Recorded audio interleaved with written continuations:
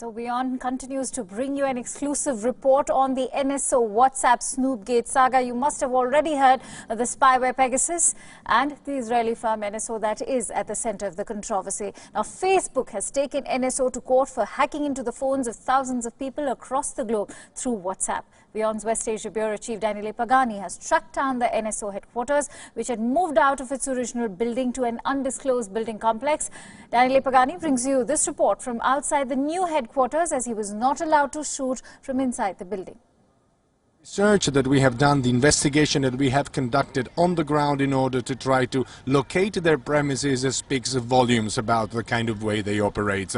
We've reached the ground in Tel Aviv. We traveled to Herzliya, which is the high-tech quarter of Tel Aviv, north to the capital city of Israel, and we found that the last building, the building we all saw in the pictures when it did the round on the news globally, is not there anymore. The company is not located in that building anymore, and no one would give information, no one would seem to know anything about this company. So after days of research, we figured that they moved, always remaining in the same high-tech quarter, but they moved in another building, which is a highly secured building. I did access the premises of this building. I was able to get into the waiting lobby. The doorman told me very clearly that it was not possible for me to get into this building. One would need a badge and one would need all security clearances in order to get really inside the building. He told me that the only way I would have had as a journalist or as a customer to access the NSO group premises would have been to know someone inside and to provide a name. Hence he would have called and checked if this person truly knew me and truly was expecting me. But they didn't accept to meet us despite the repeated calls that we have made them and despite their repeated emails. This is how they operate, and they also clearly stated silence is the only way through which they face criticism and controversies. Daniele Pagani reporting from Tel Aviv for Wion, World is One.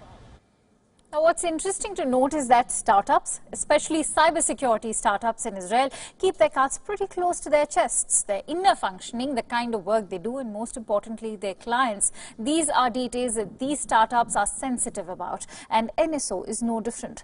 Wion's Daniele Pagani brings you this report where he explores the origins of NSO as a company and Israel's world-famous cybersecurity industry. Let's have a look. The cybersecurity world in Israel is not a public world. It's not a world that can be easily accessed by the media or by the normal people. It is a very, very secreted and secured environment which needs government clearances. In fact, there is no private company which is actually producing softwares like the Pegasus software, which means softwares that are capable of entering into devices of people which can export those products from Israel without being cleared before by the Ministry of Defense here in Israel. So we're talking about a highly secure environment, and many of the CEOs and the founders of the major companies that are selling cybersecurity products in Israel come from the military. They have a military background. They served in one of the several cyber units of the Israeli Defense Forces, which is a segment of the army where the government of Israel invests millions of dollars every year. In particular, many of them come from one specific unit, which is called the Unit 8-200. That's the most elite unit within the cybersecurity arena.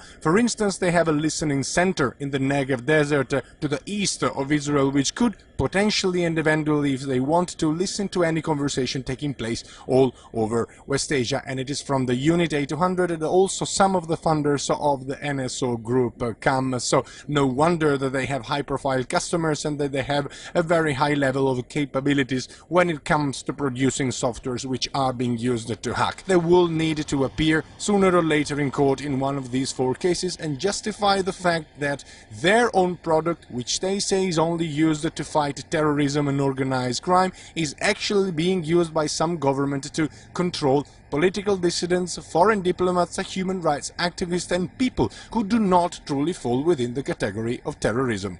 Daniele Pagani reporting from Tel Aviv for Wion, World is One.